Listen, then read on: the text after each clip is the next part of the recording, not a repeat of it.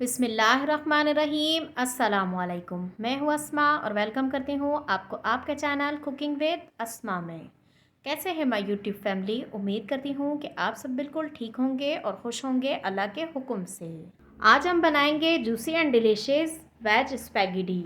ना तो इसमें कोई चिकन जाएगा और ना ही इसमें कोई मीट जाएगा, लेकिन उसके बावजूद भी ये बहुत ही मज़ेदार और बहुत ही जल्दी तैयार हो जाती है। और डेली लंच बॉक्स के लिए समझ नहीं आता कि क्या बनाया जाए, तो ये रेसिपी आप लंच बॉक्स के लिए भी तैयार कर सकते हैं। बहुत ही कम वक्त में तैयार हो जाती है।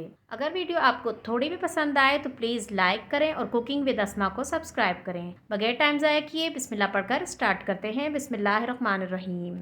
सबसे पहले मैंने पानी को बॉईल कर लिया है और इसमें मैंने 1 चम्मच नमक डाला है। और अब हम इसमें स्पैगेटी डाल देंगे बॉईल करने के लिए। और स्पैगेटी है हमारे पास 350 ग्राम। स्पैगेटी को बॉईल करने के लिए आपने खुले बर्तन का ही इस्तेमाल करना है। स्पैगेटी का साइज़ थोड़ा बड़ा होता है, इसीलिए मुश्किल होती है। अब चम्मच की मदद से मैंने उसे नीचे कर दिया है जो थोड़ी सी भी बाहर थी। वैसे तो स्पैगेटी सभी को बॉईल करने आती है, लेकिन मैं इसीलिए आपको दिखा रही हूँ कि कुछ लोग बिगिनर्स भी होते हैं जिन्हें नहीं आती, या फिर मैं आपको ये दिखाना चाह रही थी कि मैंने कितने % तक बॉईल की है।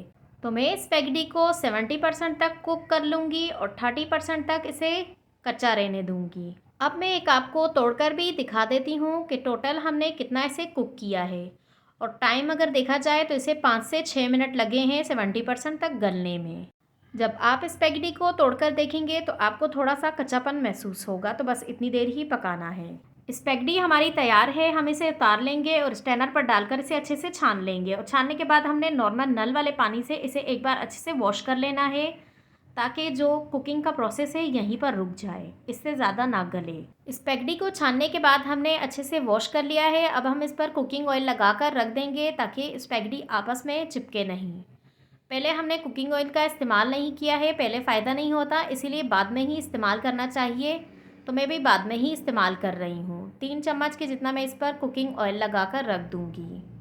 खाने वाले जो नॉर्मल चम्मच होते हैं तो उसी का मैंने इस्तेमाल किया है कुकिंग ऑयल डालने के लिए। अब सेम पैन का इस्तेमाल करते हुए हम स्पैगेटी को बनाना स्टार्ट करते हैं। पैन को हमने चूल्हे पर रख दिया है और इसमें कुकिंग ऑयल डाल देंगे 5 से 6 टेबल स्पून। 5 से 6 कलियां हैं लहसुन की जिसे हमने चॉप किया हुआ है, तो वो हम डाल देंगे और इसे लाइट गोल्डन ब्राउन कलर आने तक फ्राई कर लेंगे। फ्रेश लहसुन का इस्तेमाल करेंगे जिससे फ्लेवर बहुत ही अच्छा आता है, तो आप भी फ्रेश सब्जियों का ही इस्तेमाल करें, तो आपकी भी बहुत ही मज़ेदार बनेगी इंशाल्लाह। अब प्यारा सा गोल्डन ब्राउन कलर आ गया है, तो हम इसमें सबसे पहले गाजर डाल देंगे। और गाजर हम डाल रहे हैं तकरीबन आधा कप, जिसे हमने लंबाई में स्लाइस कट किया हुआ है। तमाम सब्जियों की हमने स्लाइस में ही कटिंग की है।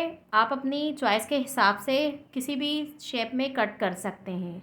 अब मैंने इसमें 3 से 4 चम्मच शिमला मिर्च डाल दी हैं। और 1 कप हम कैबेज डाल देंगे, जिसे पत्ता गोभी भी कहा जाता है और बंद गोभी भी कहा जाता है। और चूल्हे को हमने मीडियम टू हाई रखना है और इसे 2 से 3 मिनट तक हमने फ्राई करना है। अगर हम हल्का चूल्हा कर देंगे तो सब्जियां पानी छोड़ देंगी, जिसकी वजह से सब्जियों का तमाम क्रंचपन ख़त्म हो जाएगा। इसीलिए चूल्हे को हल्का नहीं करना है। सब्जियों को हमने अच्छे से फ्राई कर लिया है और सब्जियां आप अपनी पसंद के हिसाब से भी डाल सकते हैं, जो आपको पसंद हो। अब हम इसमें स्पैगेटी डाल देंगे।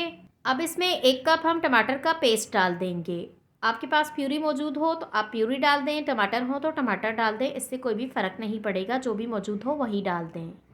और हल्का सा मिक्स कर लेंगे। और अब हम इसमें कुछ स्पाइसेस ऐड करेंगे। आधी चम्मच हम ताज़ा पिसा हुआ ज़ीरा डाल रहे हैं, जिसे हमने अभी ताज़ा पीसा है। इससे फ्लेवर बहुत ही ज़बरदस्त आता है। 1 चाय की चम्मच की जितनी हम इसमें काली मिर्च पाउडर डाल देंगे। और 1 चाय की चम्मच की जितनी हम इसमें कटर मिर्च डाल देंगे। नमक 1 चाय के चम्मच की जितना डाल देंगे। नमक और मिर्च आप अपने टेस्ट के हिसाब से भी डाल सकते हैं, जैसे आपको पसंद हो, कम या ज़्यादा।